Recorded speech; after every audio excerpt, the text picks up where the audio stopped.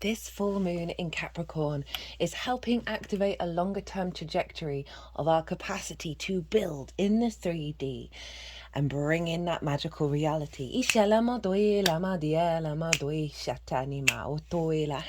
and welcome to the All 12 Signs video series for the second of two Capricorn full moons that's happening on the 21st of July 2024. And so hello and welcome. My name's Chloe. I work with card divination, astrology, and I channel multi-dimensional energies through my body, both in the form of physical light language, which you're seeing right now with my hand movements, as well as the vocal light language, which will be coming in throughout the reading. All of this brings in healing, attunement, and activation codes to the messages that come through. For those of you who know your time of birth and know your natal chart, I really recommend you check out the sign that falls in the first house first. This is called your rising sign, where your ascendant is. I read for all of the signs as if they're in the first house. So the astrology will link in closest with that. But it never invalidates you looking at any other part of your chart, perhaps where your sun or your moon are, because they always get activated with every lunation. Whatever sign it is that you're tapping into, look to where it falls in your natal chart, look to the house that it's in, and you want to apply the themes of that house, as well as all the meaning you've got going on in that sign, to the messages that come through, because it will be as if that sign has now energetically moved to the first house. So the astrology for the rising sign will still link in. You just got to add on your own natal chart meaning on top of it. Right, I am reading for Taurus, so let us begin. Taurus rising. How you doing, Taurus? Right, so I read for the rising sign. So for those of you who do not have Taurus in the first house, look to the house that it does fall in. Look to the themes of that house, and you want to apply those themes, as well as all the meaning you've got going on in the sign of Taurus, to the messages that come through, because it will be as if that Taurus energy, wherever it falls in your natal chart, has now energetically moved to the first house. So when I break down the astrology for the rising sign, it will still link in. You just got to add on your own natal chart meaning on top of it. As always, take what resonates, leave what doesn't. Right, this Capricorn full moon number 2. We've had 2 this Cancer season. This is a reading for that. If you're watching this after the event, you are not missing out. I work with 6-month cycles, so this is taking us up to the Capricorn new moon in Capricorn season. So big full moon. I'm going to be breaking down like some core astrological energy linked into this particular lunation cycle, and then I'm going to break down the astrology of the exact moment of the full moon and how that links into the Taurus area of your chart for the Taurus rising. And so I'm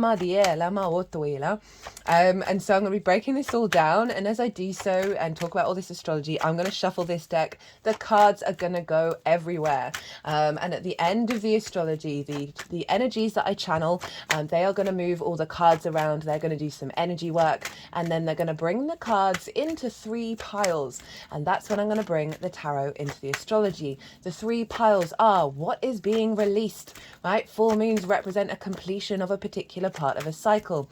So what's showing up in pile 1 is what you've been working through and what's being released, as we then activate the download that's coming in. So yes, it's an end of a cycle, but it's always the beginning of the next part, right? Even with a full moon. And I see lunations as portals for download codes. And so full moons are just the same as that. And so this is a pile 2 is the download frequency that you're then going to be working with over the next 6 months or so to the Capricorn new moon. There's a collective reading that I do. I always do the collective reading first. And that's where I get to break down the astrology in way more detail, right? There's a lot going on with this moon, and I'm not going to touch on all of it. I'm going to touch on the major themes. And so I really tap into how that feels and what does that look like.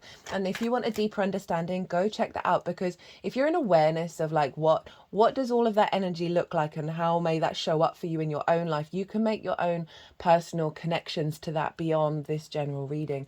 I also do a collective tarot reading, so there's like a bigger collective message around this moon, as well as I always get a bit more esoteric, a bit more philosophical, talk about bigger themes, like things that I've put into practice that I've seen work in relationship to the themes of the moon. that just sort of really expand on soul integration and how to work with that, and what are we doing right now. So if you want, as I said, if you want a deeper understanding, go check that out and come back and watch how this affects the Taurus area of your chart. That baseline is kind of like the base energy for pile 2 as well.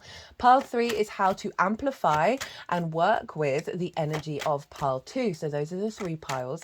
So let's get on with the astrology. Right, I'm going to talk about the two major things that are going on, and then I'll bring in the Taurus rising energy and see what's showing up there. So the regulars, I know, I apologize, I have been talking about this for quite a while, so I do apologize for repeating myself, but can't not. So one of the major things about this lunation cycle is that since Aries season last year, the new to full moons, hey Venus, hey Libra, so very Venusian energy coming through for you, Taurus. You are ruled by Venus. So since Aries season last year, we have the new to full moons, because we had 2 new moons in Aries, so it flipped the switch, and now the flip is switching back because of the 2 Capricorn full moons that we had in conjunct aspects from the new to the full moon. Now, in conjunct isn't a traditional aspect. The way that it looks is it's a bit of a straight line and then it's got a kink at the end, and so this is helping us break out of traditional patterns.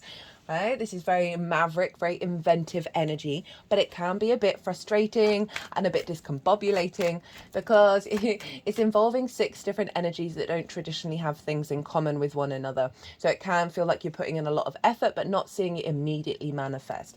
So we've had in conjunct moons. Now, the last one was for the Gemini new moon, followed by the Capricorn full moon, which was the last lunation cycle. So for over a year and 3 months, we've been having downloads that are in conjunct. So you may have noticed some big reveals of what the new frequency of your reality is going to look like, right? And feeling it's a very sort of expansive energy. As it says, it's getting out of the old cycles, these in conjuncts. But at the same time, you may have noticed some I've just said that word, discombobulation, bit frustrating. You may have seen sort of a lot of old stuff bubble up as well. I mean, that's always the way, but even more so because, these energies are sort of butting heads with each other and it takes a little while to integrate. But essentially, we've been unlocking parts of ourselves that we wouldn't normally access in an easily traditional way, right? So it's really elevating, where we're expanding to. Now, this lunation cycle from the Cancer new moon is activating going back into oppositions, right? So oppositions is a straight line. So we've got streamline energy. Oppositions also represent commitment and integrity and balance at their peak. So we're now getting downloads that are helping streamline everything that we've been working on over the last year and a couple of months. So that's one of the major themes of why this particular lunation cycle is significant, because it's moving the moons from being in going to back to opposite signs. And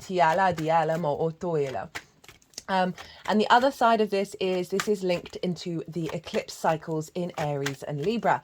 So since July last year, the Cancer and Capricorn energy has been squaring the nodes. So those parts of our chart have been witnessing the manifestation of the intentions of the eclipses, right? Eclipses mark big fated new beginnings, big fated endings.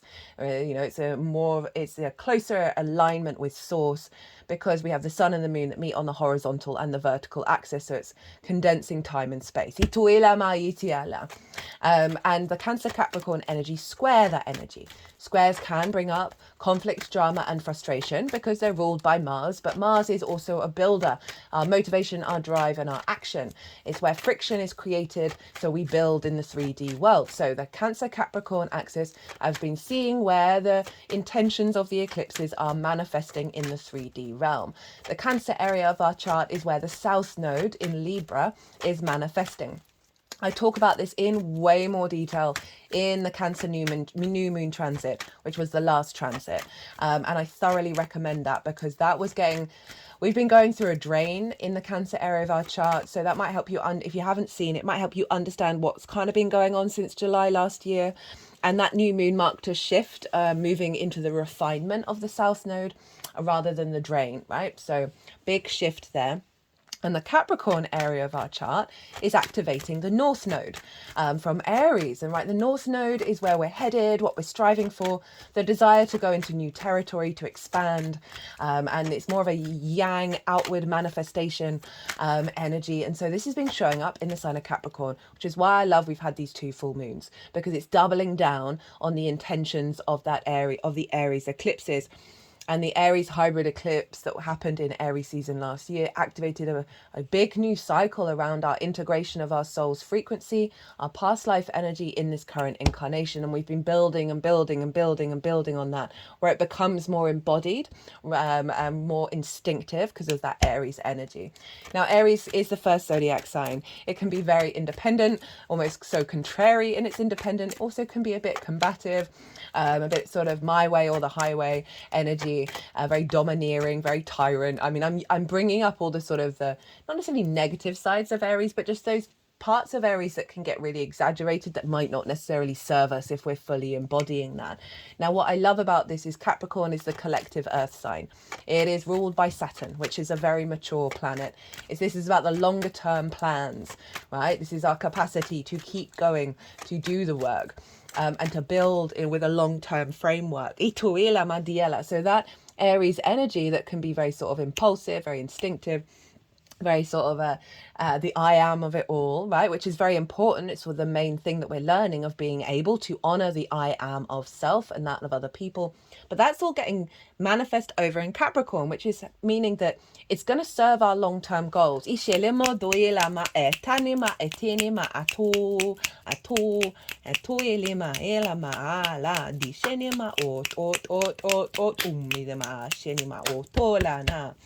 Whoa, okay.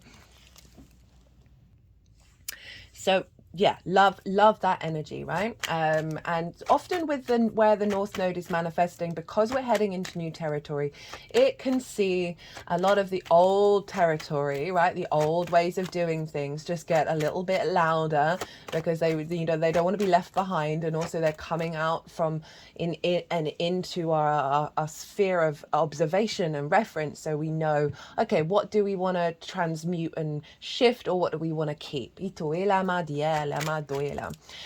Okay, so let's get into the Taurus rising energy. Where is this happening for you, Taurus? This big culmination of old cycles and activation of more integrated wisdom and vision in our intuition, where our conscious and our unconscious minds are in union with one another, and then bring in a new download that then helps us work with that over the next 6 months. And it's in your 9th house.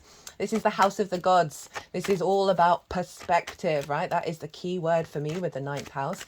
It's about your morals, your ethics, your philosophies, your connection to source, book, religion, science, nature, your unconscious, whatever it is that is a part of a matrix that is bigger than you, that you know you're a part of, and how you figure that out. What are your perspectives? What do they mean to you?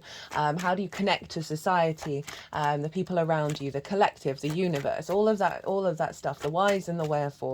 It's all about mastering of something in order to master a perspective, and teaching, sharing perspectives. It's often linked into foreign travel, because it's about going and living somewhere for a longish period of time that is unfamiliar to you, in order to broaden your perspectives. All about perspective. So we've got a full moon here, the 2nd full moon. And so this is... okay, Taurus. This is activating a deeper intuition around your perspectives, your understanding here on the planet, right? The 9th house can get a bit of a bashing at the moment, given everything that's going on in the collective. And with a full moon, it can bring up triggers, okay? And this is because the moon, our intuition, our unconscious spaces, our emotional body, where are our needs being met or not being met? How do we give and receive nourishment? Is receiving the full light of the sun. So those unconscious impulses, right, where we're out of balance emotionally, where our needs are not being met, where our nourishment isn't coming through, the sun and the moon will provide clues, right? And activate certain triggers in order for you to realize, oh, I need to look at that. I need to untangle that over the next 6 months. It's just helping you to clear your chi and make it in flow. That's all. Ituela madiela. So I could see triggers around, you know, your perspectives not being validated, not being resonated, you feeling disconnected from your perspectives. Italimo toela, ishelemo doela, itianimo totoela ma itala ma dofinia. Like a sort of a crisis of I don't want to say confidence, but you know, it's not really I mean, when you're confident in knowing your perspectives and also being really open to change, then that can help you just feel better being in the 3D world. This is also clearing out cycles around that, about all of that disconnection and all of the inability to really perceive things and be open-minded. Any blockages around that, as well as the moon at her peak, right? Your needs being met, feeling nourished, feeling really connected to your perspectives, and really feeling very empowered by your understanding of yourself in the universe, right? And also getting downloads to even increase that. They like that one. So that is where the moon's at, right? In the sign of Capricorn is the collective earth sign. And then we have the sun over in Cancer. I forgot to mention, this is trining your Taurus energy. A trine is an aspect of Jupiter. So this is a very harmonious, free-flowing, beneficial download that you're getting, right? It's very trines, and therefore Jupiter, therefore trines, is all about bringing things together in order to elevate and expand and bring wisdom and faith and knowing into this part of your world and your life. Because it's 2 earth signs, 2 yin signs, but different modalities. So doing things in different ways and coming to bring that together and really elevate your earth energy. Trines also, again, feel abundant. There's opportunities. There's a sense of luck there. And this is all feeding into your ascendant, right? Which is how you embody your sun or your moon in your actions and your deeds. This depends if you've got a day or a night chart, which luminary is providing wisdom to your ascendant, who is your navigator, right, of where to go. But your navigator has its own way of moving through the cosmic ocean, right? So that's your Taurus energy for Taurus risings. And this is your body, your character, your sense of self. It's often how other people see you. So I love a full moon in the 9th, because it really is elevating your capacity to walk your talk, right? So those perspectives, be able to put them into action, put them into your sense of self, a deeper connection to your sense of self and your physical vessel on the 3D world, and how to navigate from the upgrades in your perspectives.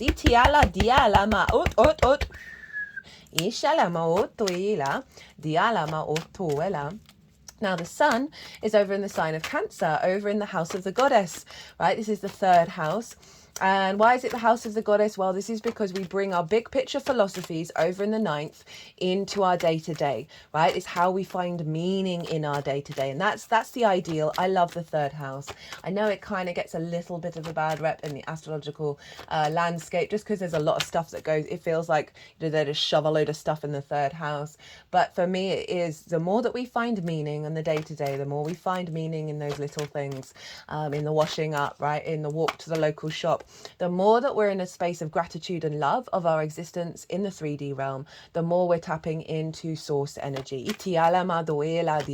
on our day-to-day, right? Which is then gets amplified and amplified and amplified and amplified, because it's not always about the big things. It's very often about the little tiny things as well. And it's also linked into your, as I said, your day-to-day, your environmental frequency, right?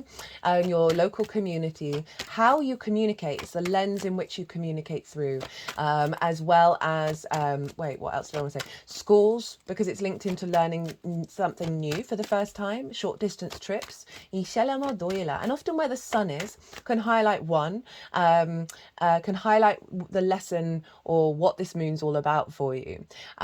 And so, as I said, this opposition, it can highlight where you're out of balance, as well as highlight where you're in balance, right? So we always have the sort of the dual nature of everything. So the sun over in the 3rd, I can see this as you having more clarity in the way that you communicate with your perspectives, right? And really finding that around a full moon that's getting activated. You could find, okay, there may be a discordant perspective that's blocked how you find meaning in the day-to-day. And I can see that either coming up as something to then work with, and or just a releasing of that.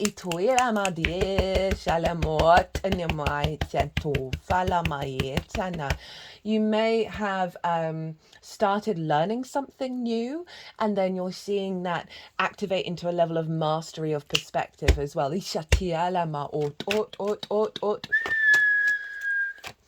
You may find, right, with the sun in the third, that you've just got more vision around what you want to do on your day-to-day, and that's activated a cycle of you just finding a bit more meaning and a bit more connection there, that's then highlighted by this full moon. But I will say that Cancer area of our chart, Diela, that Cancer area of our chart has had a draining aspect to it, because it is the South Node manifest, which is about draining, releasing, purging, and with that purge it clears up energy for you to refine and crystallize the energy there, right? Really bring depth and nuance into it. It's very much an inner yin esoteric experience, what's going on there. So you may have felt some frustration, some drain, not having the momentum in your day-to-day, not feeling like your communication's been sort of rejigged, and some frustration around that. Whoa. We're not having all of those. That's wild.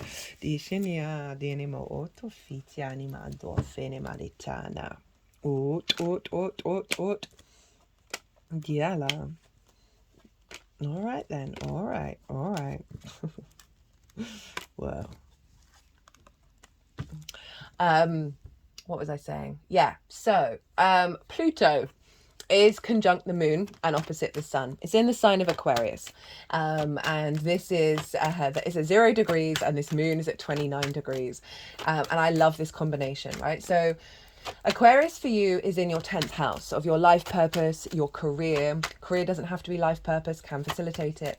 Your visibility, your reputation, how the big outside world sees you, bosses, that kind of vibe, right? And so Pluto's doing a number there. I've done a Pluto in Aquarius transit series that takes us up to the 1st of September, when it's going to dip back into Capricorn again. You might want to check that out. They're all in their own playlist. Just sort of get a recap about what Pluto's been up to. It's also setting the stage for the final ingress that we'll have later on this year, and it's in a very prominent house for you, Taurus, so I would recommend that. I would recommend all the transits, just because it just expands and elevates the life so much. So Pluto for me on a personal level is what it's trying to do for us is to recalibrate our innate id magnetism, right? Our innate id power to our universal truth frequency, right? Aquarius energy. And it's retrograde. So we're revisiting power, internal power dynamics, obsessions, possessions, possession, discordiant domination within ourselves, and recalibrating that to our internal universal frequency, right? So a real sense of inner observation over what Pluto's been up to in your 10th house, right? So this is influencing what's going on in this full moon in Capricorn. Now, Capricorn and Aquarius are both ruled by Saturn. Capricorn can be deemed as more of the traditional earth energy, the reverence of the ancestors, reverence of the way things used to be done, an element of craftsmanship. It can also be linked in sort of like hierarchical structures. So there is an element of those old ways of civilization of operating, right? Because it's often linked into like the banking system and the 1%. For me, it's also the mountains. It's the biggest cycles of the earth. It's the vagus nerve, the parasympathetic nervous system, mycelium network, right? The connection of the collective, and how that serves our species in the long term, in not just about our civilization that we're aware of. Sort of the big grandmother energy, right? Panchamata, the great earth mother, but it can be a little rigid in just following that traditional line. And Aquarius is the egalitarian, open collective of looking to the future, looking to utopia. And so Pluto's bringing this future thinking, egalitarian energy into the great Earth Mother, right? Into our traditional ways of doing things. It's helping us break out of those cycles and respect and honor the wisdom of the elders, of the ancestors, as well as with the mindset of integrating and expanding outward in a more collective orientated space. And this is in regards to your life purpose and your career, right? So where you're headed in the future of that, right? Your capacity to bring that Aquarian energy into your life path. And that's influencing your perspectives, right? So it's really saying, making sure that the downloads that are coming through with this full moon are in alignment with where you're headed and your path, right? So it's helping facilitate your capacity to build in that way. You may see power dynamics show up. I could see this for some of you, like your boss is just not agreeing with what you're saying. And that could bubble to the surface around the full moon, as well as all of a sudden a meeting of minds. And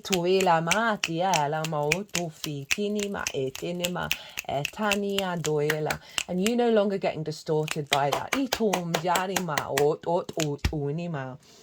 Now it's opposite the sun over in your day-to-day, Pluto, your meaning that you find, the way that you communicate. And I can really see Pluto's capacity internally to magnetize your capacity to transform on the day-to-day in alignment with where you're headed in terms of your career, or your life purpose.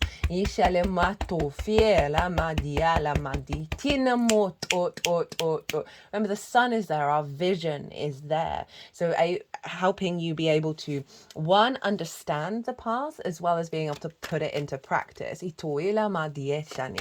Now, so we have the sun and the moon opposite one another with Pluto, and then we have Uranus and then Neptune, and this is forming what's called a cradle. So we have a sextile, sextile, sextile, so there's the outline of the cradle, and then in the cradle we have the structure of two trines. So this is quite phenomenal. We have the outer planets, the bigger outer planets, Pluto, Neptune, Uranus, influencing this rebirth with this collective earth sign and our intuition, right, of our capacity to build, to be in emotional ease and build and bring our magical reality, which has always been there, but we're now becoming more and more and more and more and more aware that it's real, being able to believe in it, and activating that in terms of the longer term cycles, right? The bigger outer planets, they're more collective energy, they're more galactic energy, they have bigger intentions in mind that help us sort of navigate our soul's evolution. And so we are being birthed with this moon, which, oh, love it. Right, so Neptune is sextiling this moon, and Neptune is over in the sign of Pisces, right? Which for you is in your 11th house. Your 11th house of friends, groups, and alliances, reaping the benefits from your 10th house, and hopes and dreams. It is the house of good spirits, and Neptune is retrograde there. And the strong message that Neptune's very good at bringing different realities into our own, right? And that can bring a level of illusion and delusion. I mean, everything's an illusion, we know that, but you know what I mean. And so for me, it's the point of where source is, right? All the dimensions, all the frequencies, all the possibilities. And it can feel very overwhelming and hyperstimulated because of that. It's very mystical. So there's an element of the mystic or the martyr, right? So we can get quite swept away in all of that and lose ourselves. But that Neptune retrograde in the sign of Pisces, final sign in the zodiac, very synchronistic in its nature, very fluid, very non-linear in its nature. Very, like, as I said, hyper synchronistic. It's quite a phenomenal energy, Pisces. There's no getting around it, because it's the culmination of the whole zodiac, right? So you're dealing with a lot of source energy there, and the emotional collective unconscious spaces, right? So all our emotions are one of our most powerful tools. And that's all connected together. So there's a lot of fluidity there and connection, which means things can magically appear out of nowhere. Miracles, basically.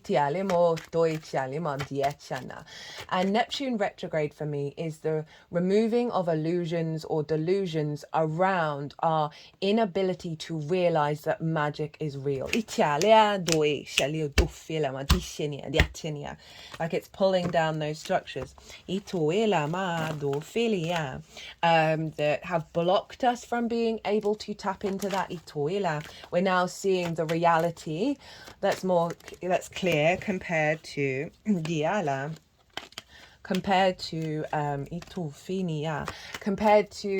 sorry, when they're messing around with the deck, my brain just sort of shuts off.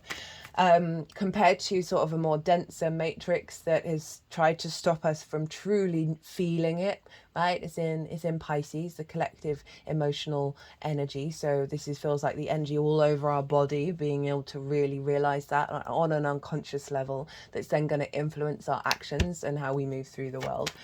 And so that's sextiling the moon over in your perspectives, and it's in hopes and dreams, friends, groups, and I forgot to mention that, friends, groups, and alliances, reaping the benefits from your 10th house. So I can see illusions falling away around around restrictions, around hoping and dreaming in terms of miracle ways, limitations around your interactions with friends, groups, and alliances also falling away, and blockages around your value, because Neptune is source is love, your value around a deep unconscious response of lack of value, which then blocks us being able to reap benefits, right? No matter how confident you may be, right, there can be elements of that deep in your unconscious that it's like, oh, why has that person got that promotion? I mean, I always get really good feedback, but it's always going to that other person. There's something around that. And then, so it's sextiling the moon, which is in your perspectives. So this is really clearing some space, essentially. So you are now perceiving this magical reality. You're able to perceive that miracles can happen, that this is also about any blockages around your perspectives being received by bigger groups. I can see this being released, and then the fallout is the amplification of that. Remember, it's always about sharing perspectives, not about convincing people that they must think how you think. And it's trine the sun over in your 3rd house of your day-to-day. So it's activating a level of good spirits into the meaning that you find on a day-to-day basis. It's also elevating your capacity on a day-to-day to instigate actions around your hopes and your dreams, right? This can just be in the little things that then have a bigger snowball effect. Because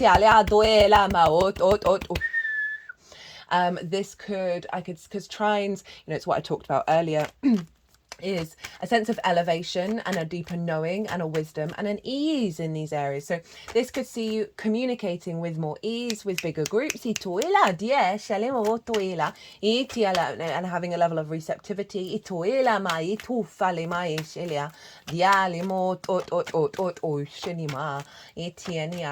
This could be seeing, either reaping the benefits from your 10th house or seeing the vision of how that's going to unfold, that's then just having your day-to-day feel better, right? And have more vibrancy and animation there.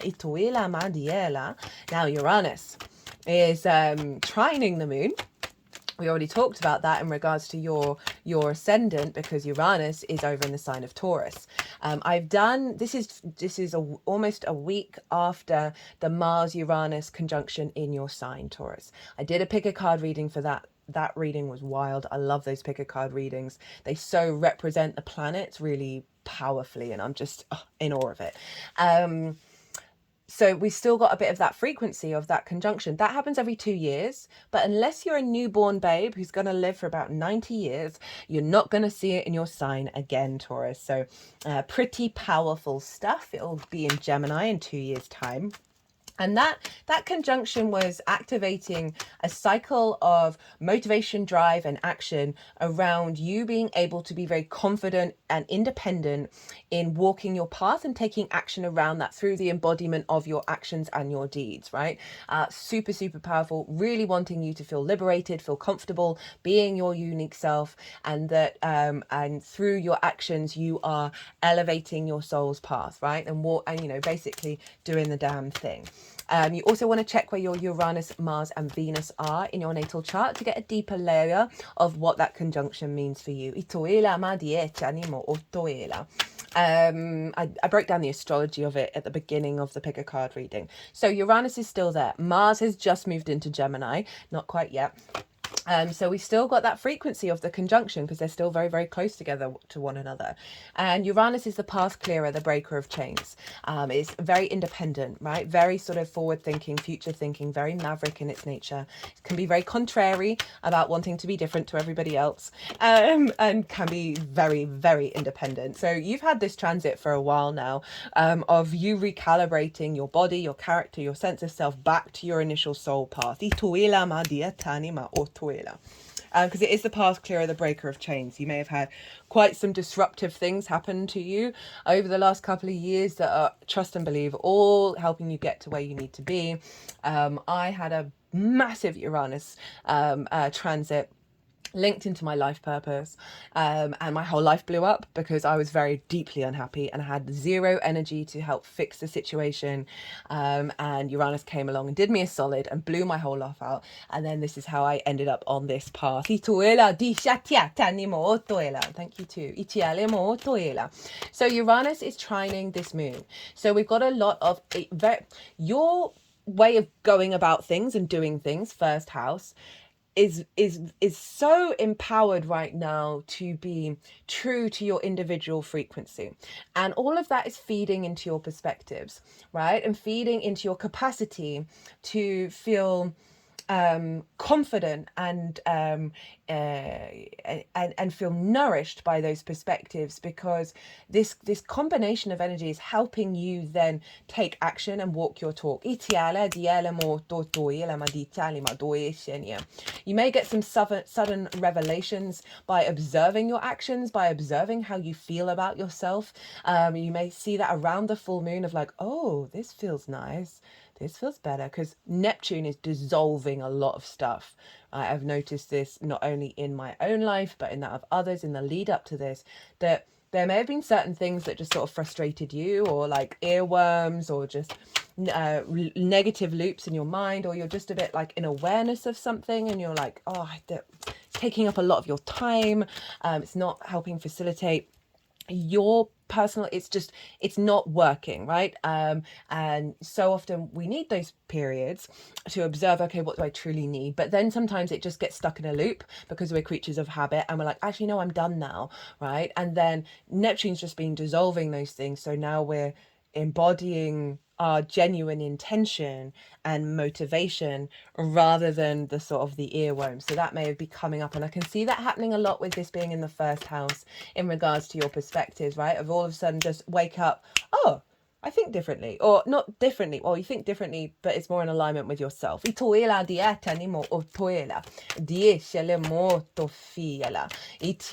can also see this as your intuition really guiding the way that you take action, where you're going to see more embodiment of it over the next 6 months, and it's really going to be embodied in you, right? It's not just going to be a flash in the pan.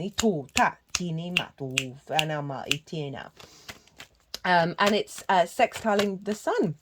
So again, that sort of Venusian energy of creativity, connection, love, appreciation, value, harmony, creativity. So whereas Neptune was doing that with the moon, of bringing in these perspectives of good spirits into your ninth house of perspectives, the Uranus Sun connection is, okay, really allowing space for you on a day-to-day basis to be that Uranian energy, as well as your ability to express that and not get distorted by how other people perceive you. And that no longer draining your energy. Okay, they're focusing on the shaman card. All these oracle cards, I pull them before doing a transit. I will do a separate oracle reading following the all 12 signs series, so you might want to come back and check that out to see what comes through with the shaman card. I believe we're all shamans. I know it's a bit of a I understand when I use that word, it's just easily accessible, and I'm aware of the potential cultural appropriation, but most countries, most landscapes, most nations have what is deemed as a sort of shamanic energy within them. And there's a real sense of they're focusing on this. So this feels like you're transmuting some real deep archetypal wound, right? So the shamans go into the depths, into the darkness, that and then they commune with those spirits in order to help heal the community. And they see the light and the dark as the same, right? It's not about positive or negative. So there feels like there's something that's going to be transmuted during this full moon that helps you heal and helps you get into alignment with that Uranian energy. So that is some of the bigger astrology. There's other stuff going on. Mars is exactly trine Pluto from Gemini, which is in your second house of your skills and your tools. No,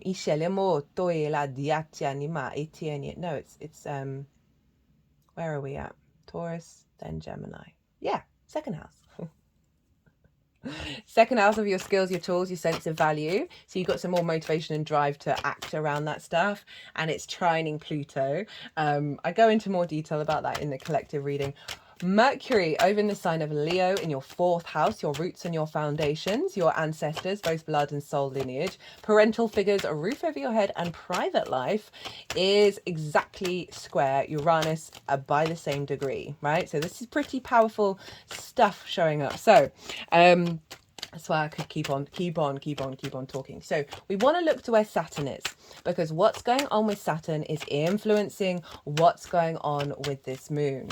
Because Saturn rules Capricorn, and so is always influencing Capricorn and Aquarius. And so Saturn's over in Pisces, hanging out with Neptune. Saturn, the overall message with this transit is that Saturn is making that magic concrete, and making that Piscean energy concrete. There's lots of other things that Saturn is doing there. I've done plenty of Saturn and Pisces transits, so go check those out. The first one's still really valid because I break down the overall themes of Saturn being in your 11th house in way more detail. There's then a retrograde cycle, then the direct cycle, and then a retrograde pick a card reading. That's the latest one. All the pick a card readings are in their own playlist. But essentially that Saturn retrograde is internalizing of our own authority, reflecting on our actions, stepping and refining our integrity and our commitment to our legacy in regards to all of those themes of the 11th house. And it's influencing your perspectives, right? So, you know, again, like Neptune, Saturn's like wanting you to elevate the way you hope and dream in a way that serves your long-term goals, wants you to be confident being yourself in bigger groups, wants you to reap the benefits from your 10th house and then put that to good use in the long term. So this is overall like that is sort of influencing your perspectives, right? You're getting a lot of maturity around your interactions with the 11th house that is helping infuse an upgrade in your perspectives, right? This could be influencing your capacity to share those perspectives with bigger groups, being seen, your perspectives being seen and validated, with and therefore reaping the benefits from that, because your perspectives influence the way that you work, influence your career, influence your life path, and also, you know, because it's there's a level of maturity with Saturn, that there is the influence of being valued for what you've done and how you perceive things. Now, Jupiter traditionally rules Pisces, and so where is Jupiter? Jupiter's over in the sign of Gemini. Cannot recommend, I know I've been recommending a lot of transits, I do it all the time. I cannot recommend the Gemini transits that I did this year. Whoo, that energy is that feels very relevant, that energy, even though we don't have those transits anymore. That energy seems super important for us to be able to work with bringing in this magical reality. There's no getting around it. The Gemini new moon was very potent. There were 2 conjunctions in the sign of Gemini, Sun Venus, Sun Mercury, as well as Jupiter being in Gemini, right? That's a year-long transit. It's once every 12 years. And so you know, I would recommend that transit, especially in the second house, which is your skills and your tools, your resources, in order to manifest and bring in regular income, as well as the things that you value and how you value yourself. So Jupiter's really expanding that energy. Can see you spending a bit more money, just FYI. But overall, Jupiter is influencing Saturn of the wisdom and the expansion and the capacity to there's a Jupiter's good publicity as well. So your skills and your tools being really witnessed and observed and appreciated, and people finding the wisdom in it in bigger groups, as well as an awareness of what you're doing in the 10th via your skills in the second, in terms of reaping the benefits of what you've been amplifying, what you've been doing. Ituela, that may see an increase in regular income. That could be something, as well as collaborating with others in terms of the skills that you have. And just feeling more confident as well. And then Gemini is ruled by Mercury. So where is Mercury? Well, as I said earlier, Mercury's in the sign of Leo, in your home, your foundations. And so this might see communication come in when you're at home, in regards to everything that I've just said, right? So acting as a messenger in terms of like what's happening around the full moon, that sort of facilitating the integration of those perspectives in your roots and your foundations. I can also see this as you know, Mercury's what we're interested in. What information are we interested in? What information are we interested in collecting? How do we then share that information? It's also about flow. And so Mercury moving through the fourth is like getting more downloads, getting more messages when you're at home, communicating with the ancestors, conversations with people that you live with your parental figures, all of that kind of stuff, like a reevaluating of your understanding of how you get information at home. Might see you reading more or doing more information collecting when you're in your private space. And this is influencing Jupiter of like Mercury and Leo is very warm, very heart orientated, very joyous, very generous. And so there's a real sense of, you know, feeling good, you know, feeling happy in your day to day, in your home life. That is then influencing your sense of value. I can also see this is getting clues and synchronicities from your ancestors, right? In regards to your skills and your tools, clearing any blockages around your capacity to understand them at a very fundamental space.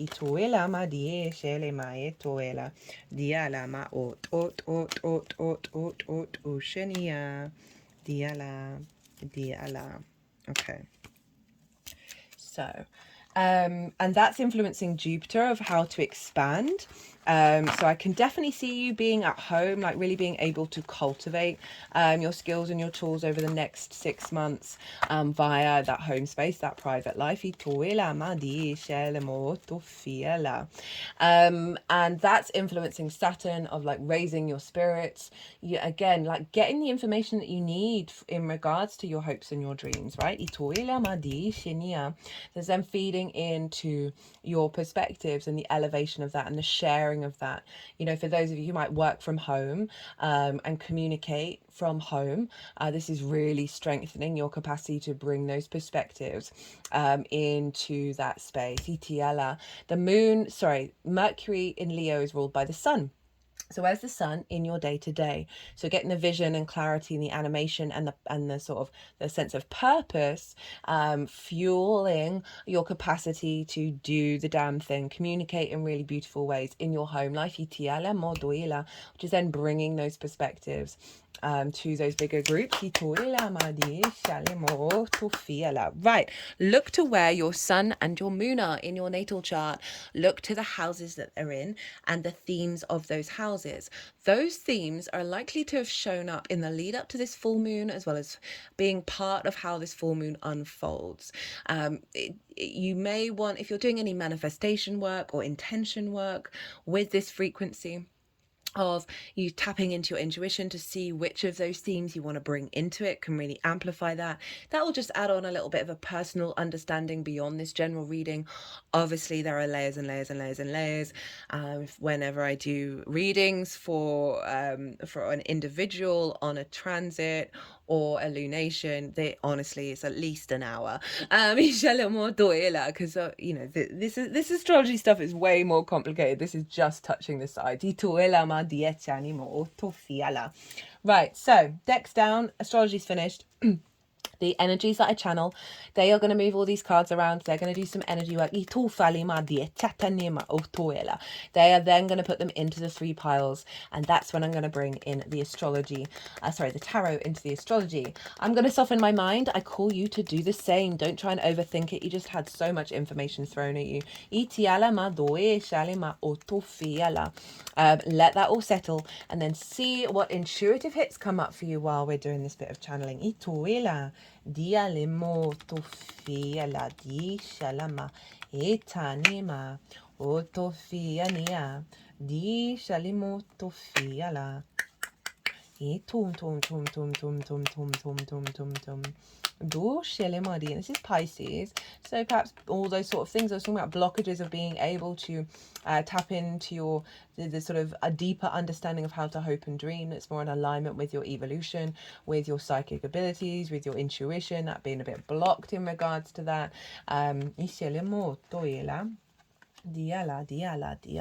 Okay, so this has been happening quite a lot. A lot of the cards want to be in more than one place at once, and so that's just going to happen like it just did now. There's a lot of them want to be that they're highlighting that's been what you've been releasing and clearing out, as well as how that's going to shift into the future.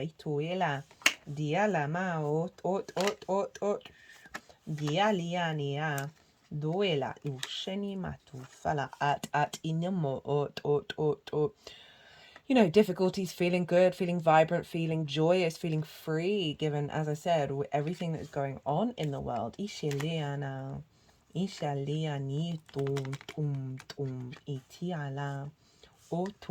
Difficulty seeing that anything could get better.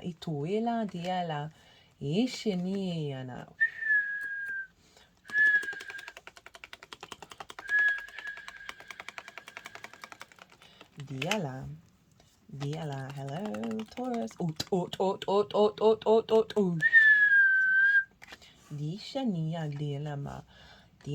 Similar themes, blockages around flow, being with like-minded people, or at least a sense of resonance of sharing perspectives in a flowing way.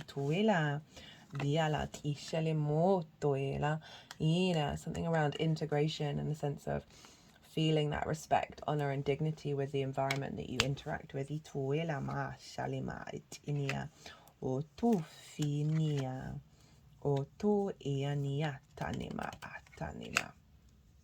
Itala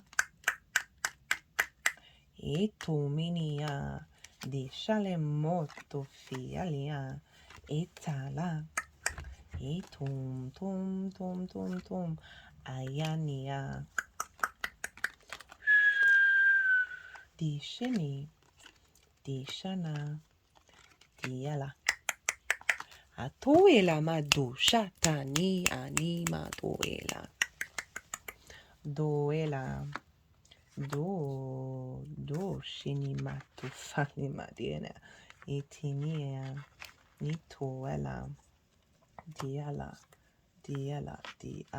di shalimatu fini atana ila doela tani mariala diala di etinia diala di etufana oyena diala. Whoa. Liking this reading. Doinia.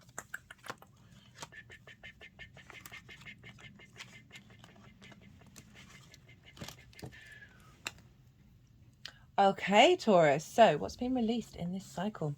What's going on? We got the 7 of Wands. We have the King of Swords, the 5 of Swords, The Eight of Swords, the Two of Wands, the Seven of Cups, Judgment in reverse, Queen of Wands in reverse, crowned by Justice. So the Seven of Wands, for me, it's one of our archetypal cards that we're working through right now, right? The struggle bus of the human species. Because this figure is standing on the top of a cliff, and that represents they have the higher ground. But do they look like it? Do they look like they know it? And they're in fight mode, right? So this is about not understanding the true value of self, not realizing that we know that we are confident in the value that we're bringing, and how that in and of itself is complete, right? This is about competition, of worrying we've got to do battle with everybody else to be seen, to be heard, to know ourselves, to love ourselves. So essentially it's like that difficulty of the separation from source, where we forget that we are loved and we forget that we are valued in anything that we do, and we don't need to be in a scarcity mindset or a competition mindset. So this can see you like having perspectives that are of value to you, but you're feeling like you've always got to do battle with them, right? There's always a fight going on, or you've got to fight to be heard. When this figure could just sit in meditation on this hilltop and radiate that. So this is being released, right? This has probably come up over the last 6 months. It's either, this stuff can either come up really loudly and or just be, you've just got the space to be like, okay, why do I feel like this?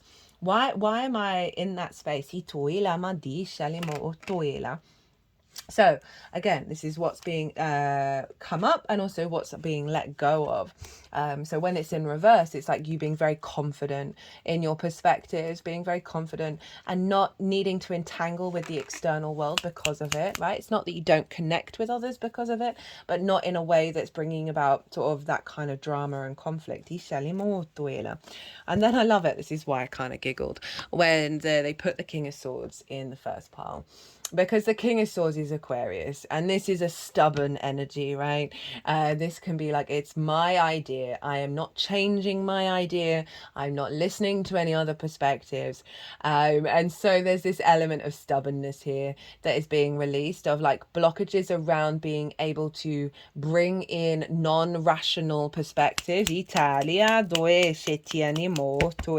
Because swords is sort of the mental, analytical, the rational spaces, whereas we're bringing that Piscean and Saturn energy into it. We're bringing the non-linear, and we're really having a confidence in it without needing our rational mind to activate it, right? So that sort of stubborn hyper rationality, right, that can block our way of belief, faith, and all of that, that is falling away. I love the King of Swords, but that's the message that I've got come up for that one. And that's your 10th house of your career. So there can be like a stubborn mindset around that, which might be about a lack of value, a lack of meaning, a lack of that it's always going to be like that, right? It can be very ingrained within you, and very stubborn within you, that this idea that this is how you've been taking actions, that actually isn't to do with you. It's to do with external factors, can be things that have happened in your childhood, all of that stuff, the ancestors, all of that, you've got Pluto involved, so I feel like there's a release around that, because Pluto is linked into the ancestors. And then Mercury over in your fourth, of soothing the heart space for that ancestral energy that is then helping you step into a new way of operating when it comes to your life purpose, based on the perspectives that are coming in with this full moon. We've got the Five of Swords, the Eight of Swords.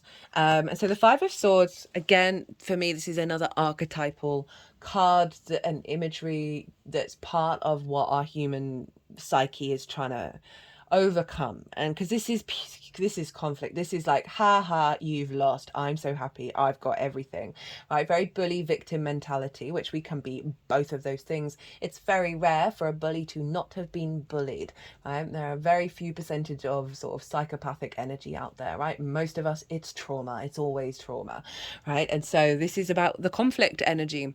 This is about domination, subjugation.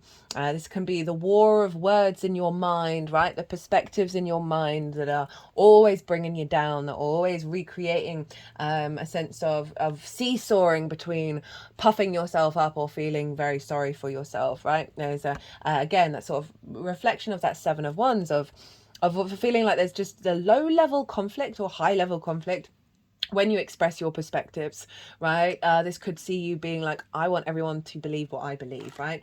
And we can all kind of low-key feel that. But it's genuinely about genuinely accepting the I am of everybody else, right? Which is what's manifesting here in the Capricorn energy, that's actually going to free up so much energy for you in regards to the drain that may have been going on, in regards to needing to fight that fight of getting people to listen and getting people to understand and then believe what you're believing. That's not the name of the game, right? Again, this is also could be the external world being very much in conflict with what you're feeling, and that feeling really horrible and not feeling very connected. We've got the Eight of Swords. This is Jupiter in Gemini. This represents the illusions that ideas and constructs have any real power, and that they're all illusions, and that we can walk away from all of them. I mean, it's easier said than done to genuinely embody that existence is an illusion, is Maya, right? I know that's a very common thing in a lot of religious and esoteric traditions. And so this is really highlighting that a lot of limiting beliefs have shown up. And I love it when this card shows up, because it does bring a level of awareness of like, oh, I'm not trapped. This I'm free. I can move, right? I can go. I don't need to hold on to this anymore. So one, there's certain limiting beliefs that have stopped you feeling free and able to move in the world, right? Very much about expansion and travel. So this is falling away. This is being released, this particular part of the cycle.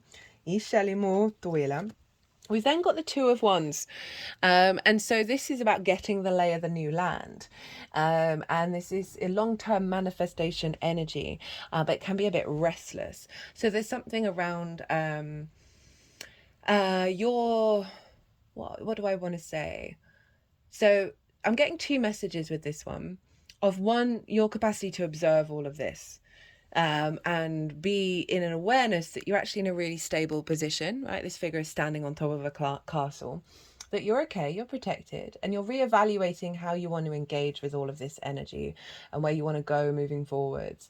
And I also feel like it's an end of a cycle of it being an internal experience, and it's coming more out into the world.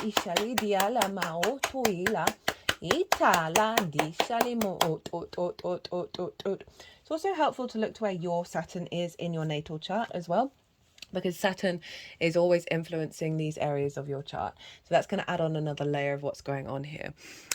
We have the Seven of Cups. So this is my channeling card, right? So for some of you, you've been contemplating and exploring the fact that we are all channelers, by the way. We just do it in different ways that are unique to our soul's path.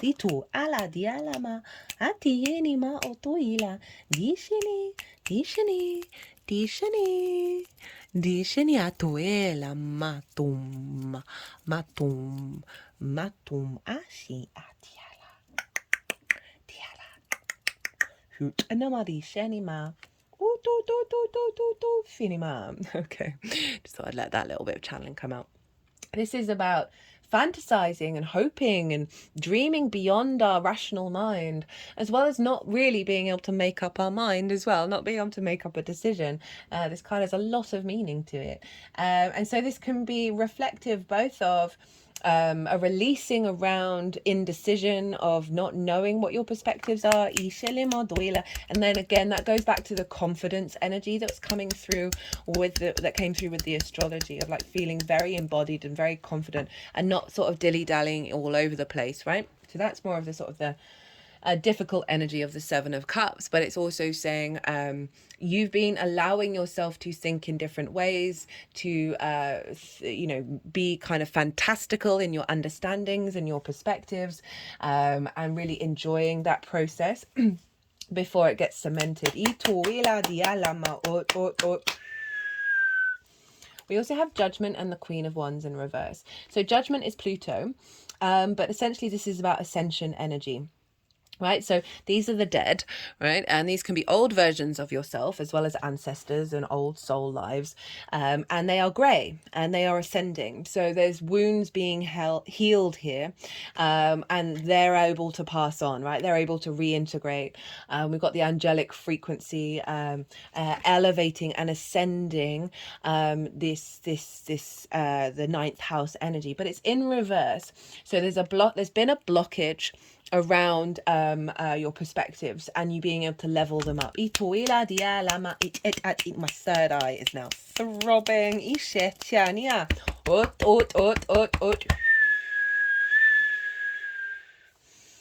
And so it's in reverse, and this is what's being released, is that blockage. And I feel like that Pluto, yeah, I'll go back and talk about that later. Queen of Wands. So the Queen of Wands is about cultivating your inner fire, cultivating your confidence, your passions, your motivations, your drives, being in deep observance and like really having a deep knowing about that fire energy and your instincts. And the instinct to always follow the sun, right? Like the sunflower, and the instinct of luck with the excuse me, with the black cat, right? So this is in reverse. So there's been a blockage around that instinctive, very passionate, courageous, vibrant energy of the Queen of Wands.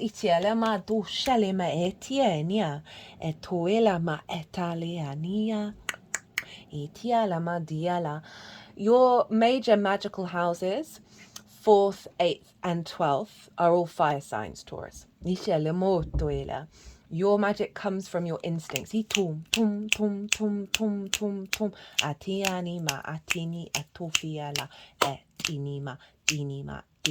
Aries energy is over in your 12th house, right? So this is activating a shift of the blockage there, of you accessing the magic of your soul. Oh, my third eye again.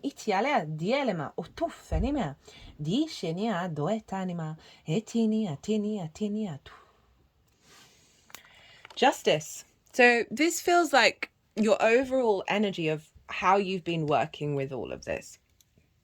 This is Libra. This is the way that you work. This is the way that you figure things out. You've been refining that area. But overall with justice, it is about being objective and empathetic in your awareness and your observation, right? The judge prevails all information before making an informed decision. So there's something around here of you just fully being in observation of the unfolding of this, and really having the capacity to make good judgment around activating and influencing the evolution of these particular cycles. It also represents soul contracts, right? And things coming to a close, right? Of that judgment is the final judgment. And so there's an element of a particular soul contract that's come to an ending where you've been out of balance, right? Where you haven't quite been able to observe that reality with that objectivity, and also the empathy of why you're here and what you're doing.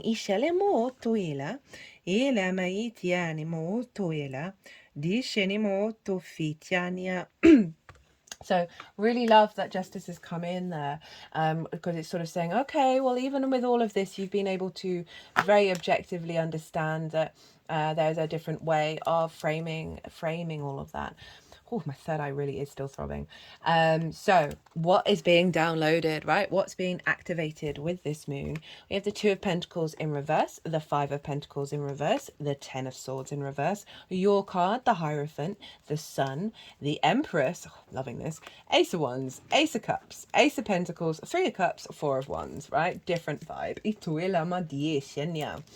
So 2 of Pentacles in reverse is the baseline energy. This for me is predominantly, it's not the only message I get from it, but the main one is the hamster wheel, right? Us all running around on a little hamster wheels. We've got to keep on going, going nowhere.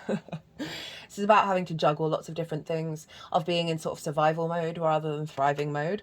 And so I love that this is shown up in reverse, of like you're not juggling between two frequencies anymore, right? There's a sense of integration.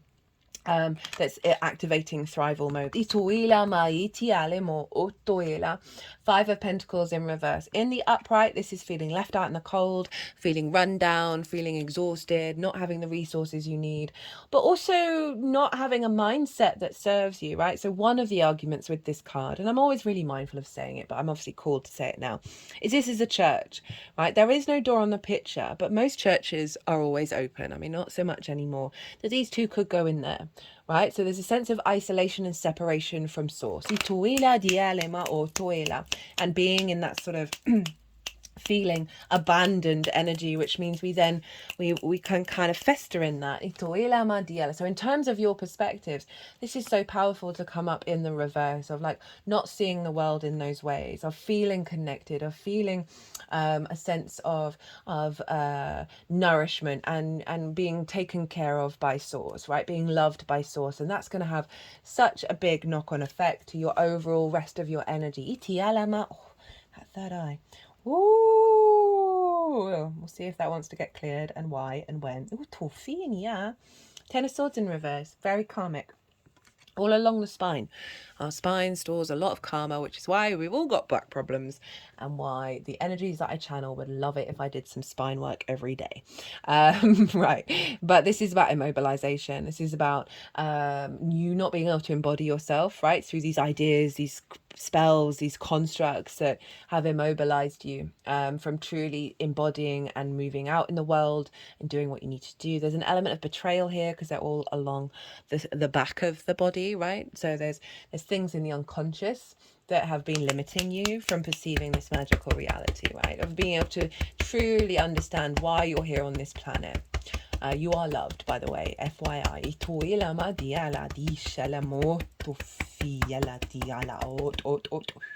They're doing some work around the heart chakra. And this is in reverse. So these swords are falling out. You're going to be able to get up and go and do your damn thing. And this is the same hand gesture as the Hierophant, which I do believe is the next card. Let's get these both out. Right, there we go. So this is the Benedict. Oh, let me see. I'm not used to this new camera angle. See those same hand gesture. 2 fingers up, 2 fingers down. You'll see it in statues of or images of Jesus, the Buddha. It's like as above, so below. And this in this card, it's like sometimes we got to go through this, right? Sometimes we've got to go through that in order to deeply have a stronger connection to the wisdom of our mind, of our thoughts, of our intentions, right? So we you know, being in that immobilized state gives you a long time to realize what your needs are, right? And what you really want in life, and what would you do if you could get up. We then have your card, the Hierophant, Taurus card. And I'll talk about, you know, the Hierophant in general. Love this for the 9th, right? So this is the Pope. Right, you can apply that to any sort of guru energy of someone who, including your own guru-ness, someone who's gone through the spiritual journey, right? And that's not a difficult, that's not an easy path to walk. It can feel very natural, but it doesn't necessarily mean that it's easy. And this, there's an embodied wisdom here. There's also a sense of authority as well, because these figures are listening to what this figure has to say.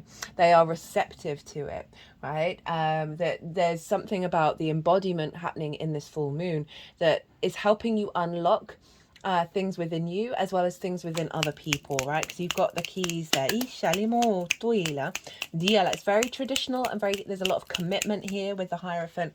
So showing up in your 9th is like, okay, you've gone through some trials and tribulations and now you're going to be able to embody that wisdom.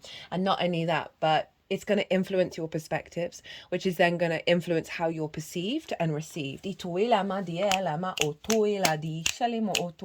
know, I talked a bit about Saturn being in the 11th, of what you present, because this can fall into the way that you work and your career and your life purpose. It doesn't just have to be about chatting about your perspectives, but whatever this is and however this shows up for you, that there is a capacity of this being more readily available to the collective, to bigger groups, and however that comes up in your life, and being received as something as authority, right? That's that Saturn.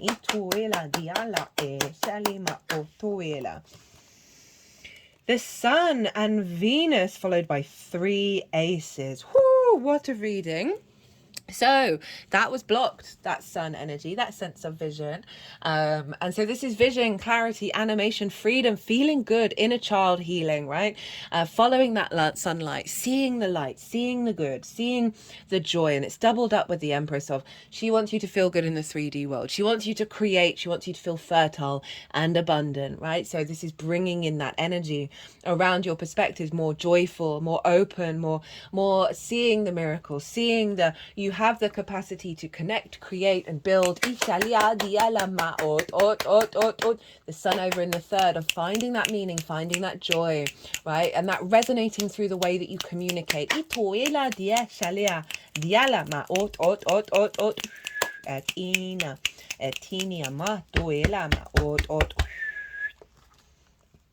Three aces. Passion, love, building.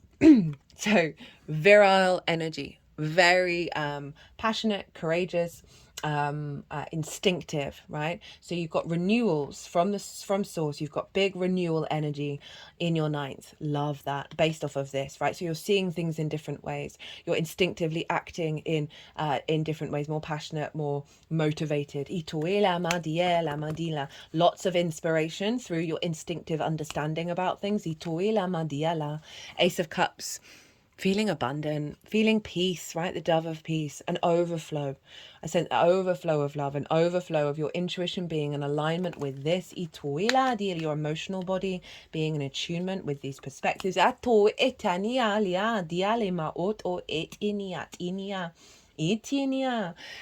of Pentacles. Love the Ace of Pentacles. This is about seeing the world in a different way, seeing the 3D reality in a different way. You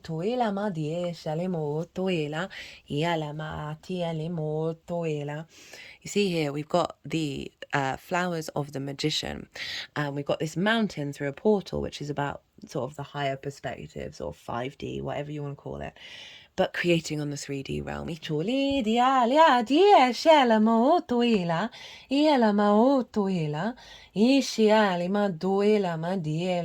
More opportunities for action, for movement, for love, for building, for work, all of these things. You've got lots of renewed energy, and it feels very good. And I think the throbbing's gone because they were waving those over the third eye. Three of Cups, Four of Wands. Feeling in flow, feeling abundant, feeling emotionally aligned, seeing the joy, seeing the abundance, finding fun and love in your life. But this is also, I talked about this earlier, this is, three people, they're all interacting with each other, sharing each other's joy and perspectives. And there is a sense of resonance there. Doesn't mean that they all agree with each other, but they love each other, right? So there's a real sense of kinship coming in. So this can be about you meeting new people who are, you've got similar things in common, you resonate in the same way. That friends, groups, and alliances energy of collaborating because of that, that's creating a sense of celebration and abundance, as well. Just generally feeling good, being in alignment with your guides. And then we've got the Four of Wands. This is about the harvest for me. But the harvest takes effort to get there. So this is the harvest come in, everybody's celebrating. There's a big celebration moment. This marks a milestone energy.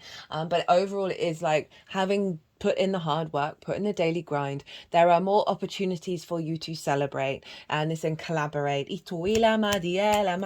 sense of victory, of feeling good. There may be a particular milestone. Say you're learning something and mastering something. This could be like, that's completed, that's done, and I can celebrate, did a good job. What else could show up for that? But overall, just generally your capacity to integrate your perspectives into every part of your life that's going to cause celebration and cause things to be proud of come in. They really like that bit. So we had at the bottom of the deck the Nine of Swords in reverse, Four of Pentacles with the Moon, Two of Cups, and Judgment. So that Nine of Swords, anxiety, regret about the past, fear about the future, cortisol, adrenaline flooding through you, not great perspectives, right? Worrying about things you cannot actually control in that moment. I have to constantly say to myself, I'm not going to do anything about that now. So there's literally no point. I'm wasting my time, energy, and resources by thinking about that now. And I'm really firm with myself. I'm like, no, no, that's enough, because I have the capacity of going deep into the darkness. Hello, my Scorpio energy, right? So the Four of Pentacles. Love this card. This is the way I interpret this card is your inner frequency, your soul's frequency, which is you, is not being distorted by the external world in a way that limits your expansion and integration in this lifetime.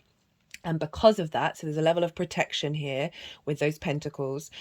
Because of that, you are then able to create from a place of sovereignty in order to manifest in the 3D, and create a level of safety and security in your life, right? A sense of structure in your life that's in alignment with your sovereignty and your divinity. So I love that with the perspectives of releasing that fear and worry that's then allowing you to create in the world, right? From that perspective that is so true to you. Atiana. The Moon, Two of Cups, and Judgment. So this is Pisces, but overall this is a sense of evolution, this card, with the wolf and the dog, right? And they are headed up that mountain path, representing, you know, us from coming from the water to the land to our high perspective of the mountains. It's very sensitive, it's very psychic in nature. It can also call you to do some self-care, but also this is the unconscious spaces. So there's something around an evolution in your unconscious spaces, right? That's allowing more non-linear, non-rational energy to come through for you to trust in that synchronicities and trust in that. So it's also about your hopes and your dreams. So if we, you know, the Pisces energy in your 11th house of being able to build towards that.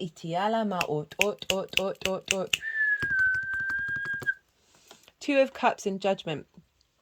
So union within self, right? Masculine, feminine spirit, and treat, you know, respect, honor, dignity, right? Eye to eye, equality. So there's something around integration, as well as coming and offering love and receiving love. For others in your life, and for you to treat each other and your perspectives with respect, honor, and dignity, and a desire to collaborate and have a feedback loop. That could be clients, that could be lovers, that could be groups.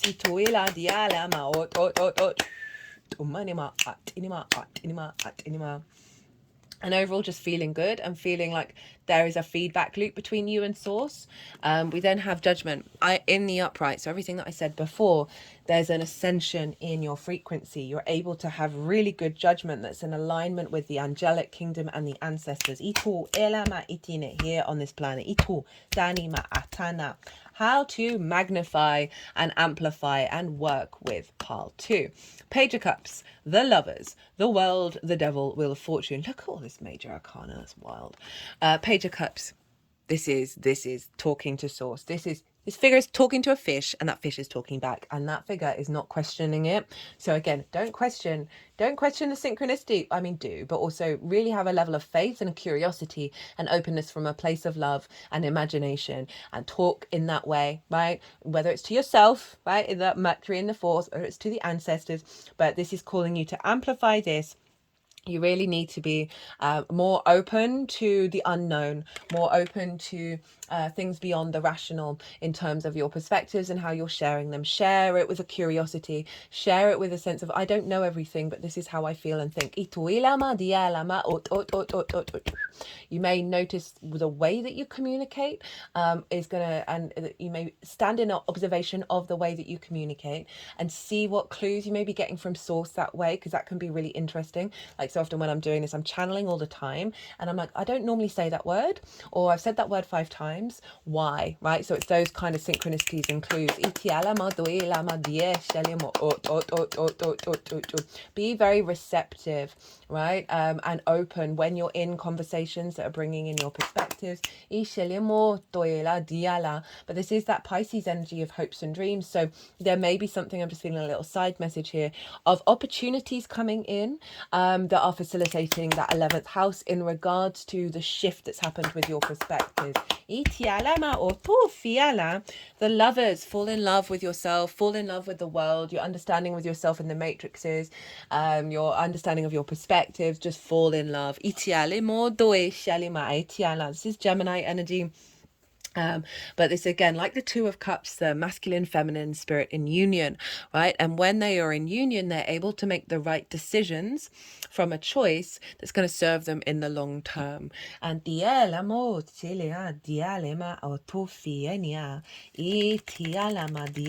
it is Gemini, right? Gemini is the twins. So there's something around being curious and open to other perspectives.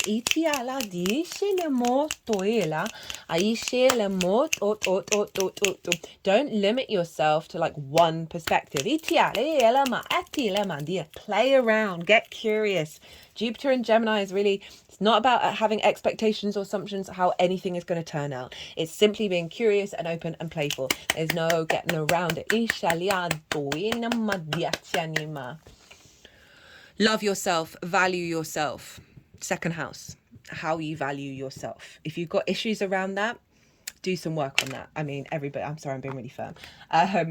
That's going to distort your perspectives. You are loved, you are valued, you are significant, you are source. Then we have the world with Capricorn and the Wheel of Fortune. So the world is kind of doubling down on exactly what I just said there. Know thyself and the world will open up to you. This is Saturn, but this is a level of completion energy, but it's calling you. So you see this figure, she's naked, right? She used to be hermaphrodite on the older decks. So it's the acknowledgement of the masculine and feminine within you. If you've got difficulty around that, check out your chart, see what planets or celestial bodies are in yang signs, see what's in yin signs, get them to work together, right? Or if you want a personal reading, we can do a deep dive on that. It's it really does shift your perspective of gender. It's incredibly fluid and can be incredibly dominant, right? A person can have a chart that's mostly yin or mostly yang. They're going to come across as more the stereotype of the masculine or the feminine. It's simply the diverse energy that we have in this planet, right? And the more people are aware of that, the more they're less finding it difficult to accept the yang or accept the yin. Gemini is a very fluid energy. I talk about this, I think it was in the Gemini new moon, or it was the Gemini Jupiter transit. There are a lot of drag queens who have strong Gemini energy. I'm a big fan of drag. I think it there's obviously a reason why I'm talking about this. The incorporation of the masculine and feminine within us all and spirit makes us more unified, integrated, and expansive, right? And accepting. Drag is one of my favorite things. That just seeing that the combination of the two, the juxtaposition as well as the appreciation of both of those makes me very happy, because we're currently in a phase where there's a lot of anger out there on either sides of the sexes, right? And we're all in this together, guys. So as soon as we're aware of that, let's crack on, right? I'm very impatient. My Aquarius moon is like, why are we not in the future yet? So the world card, she used to be hermaphrodite. This is calling you to pull back the layers and go deep, deep, deep into who you are, the roots of who you are. Saturn's all about integrity. Now, the more we have to go through a process of setting up boundaries in order to recalibrate, right? And so often when you're pulling back all those layers, when you're figuring out half the stuff that you think is you is nothing to do with you, but it's also is, then you realize when you start stepping in your own power, when you start walking with integrity, it doesn't matter what anybody else says or does. It's not going to influence your being and the way that you move through the world in a negative, distorted way, right? So it often means that you don't need that many boundaries anymore, because the actions of somebody else, that's on them. That's got nothing to do with you. So this is all about self-value and self-worth. And the more that you get in alignment with that, the less boundaries that you need, the less clutter you have in your energetic field, the more source can co-create with you. So there's something around here in terms of your perspectives of really looking inward and really, really helping amplify what's come through and integrate it.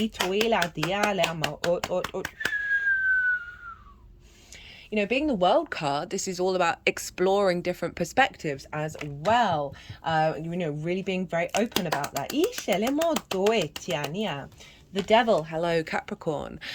So this is about being in your power, right? Before the devil, before the horned god got distorted into the devil. It was Pan. It was the masculine fertility symbol from the great earth traditions of creating in the 3D world, right? So this being here, I feel like one is calling you to look on anything that binds you, that diminishes your capacity to manifest and create. Sort of addictions, restrictions, perspectives around relationship dynamics, all of that jazz, all of that, being an awareness of that, not shaming or rejecting any of it, by the way. That doesn't help with the integration. And also looked and observe objectively where your power's at, right? Where are you able to be very consistent, be very, that mountain goat energy of that sort of the longevity energy, and really help yourself step back into the longer term cycle rather than perhaps sort of immediate insecurities or worries. Get creating as well based on your perspectives. See what happens. See what manifests from that. Wheel of Fortune. So this is Jupiter, and it's being here is like, remember that all things do change. Everything is transient. But also this is about a more positive, cup half full kind of attitude, right? Because this is about the wheels of fate turning in your favor. And the Jupiterian energy is very generous of spirit. And the wisdom that we get from when we're in awareness of everything that may happen is always potentially the wheel going up. It's just our perspective around it. But overall, this is generally saying, remember that things are changing, as well as implementing that into your perspectives.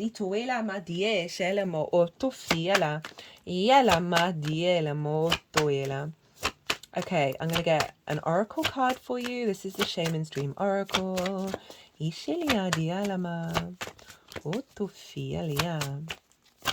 What does my lovely Tauruses need to know to amplify this energy?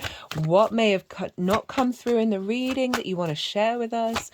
Or do you want to amplify what's already come through? Let us know, Oracle. What does our lovely Taurus need to know to work with this Capricorn full moon?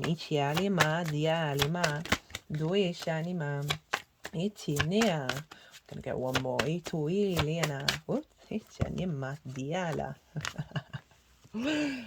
Oh, this deck makes me laugh of how on point it is. We have gathering around the power of community. That's hilarious for Saturn being in the 11th. I also feel like that's a connection to the matrices that we're a part of as well, that knowing that you are not alone. And then we have benefactor, grace and generosity, very Jupiterian. Wanted to go over that wheel of fortune. Which one do we want first? Okay.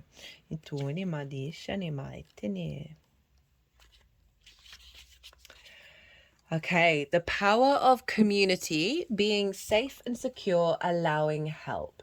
There are times when you need positive reinforcements from others. Perhaps your journey has made you tired just before reaching the proverbial finish line, where your friends await to cheer your arrival. Know this, you are not alone. Regardless of whether you think you are, people gather around to help with your next step as you bring it forth from the cosmos into the beauty of life.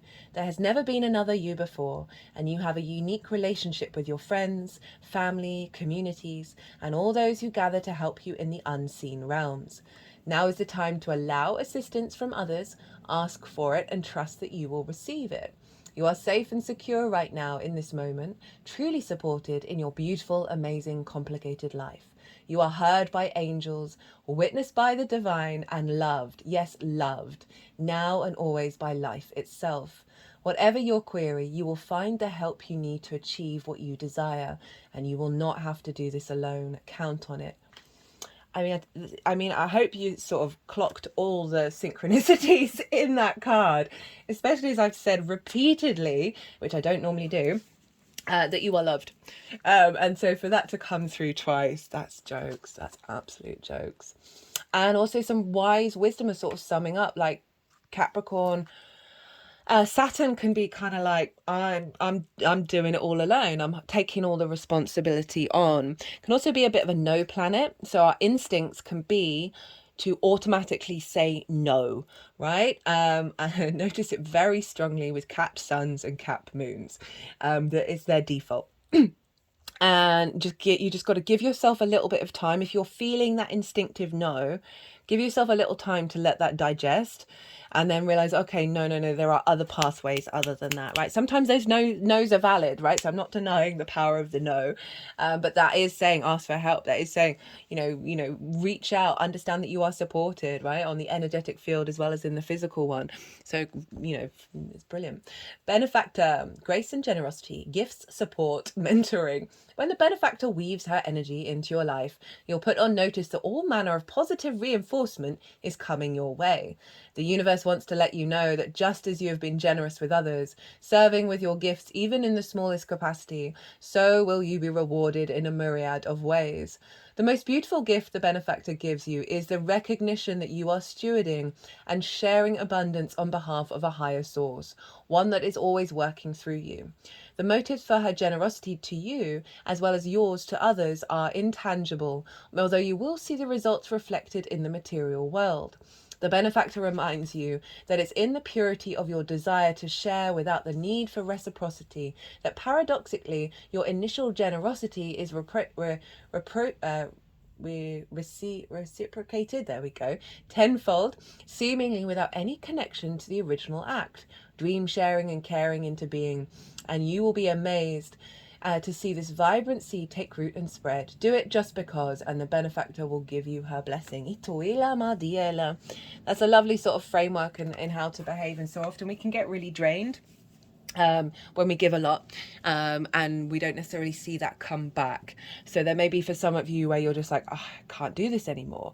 I feel exhausted, I feel burnt out. And so for this showing up, saying, look, don't worry, they're going to get a feedback loop, like that karmic energy of Saturn, of cause and effect coming in and helping you out. Right, Taurus, I'm going to leave it at that. I hope you enjoyed this video. I hope it resonated. If it did, or if you just like the tarot, like the astrology, it would bring me great joy and obviously help the algorithm if you hit that like button and left a comment.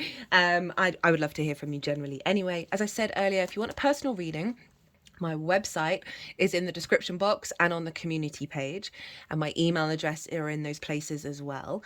So if you want to reach out and connect, maybe not about this, maybe about anything else. I've also got an Instagram account, so you can DM me, leave me voice notes, give me the context, right, for the reading. My Virgo Sun loves to facilitate. But other than that, Taurus, be good to yourselves, be good to those around you, safe travels, and be well until we meet again.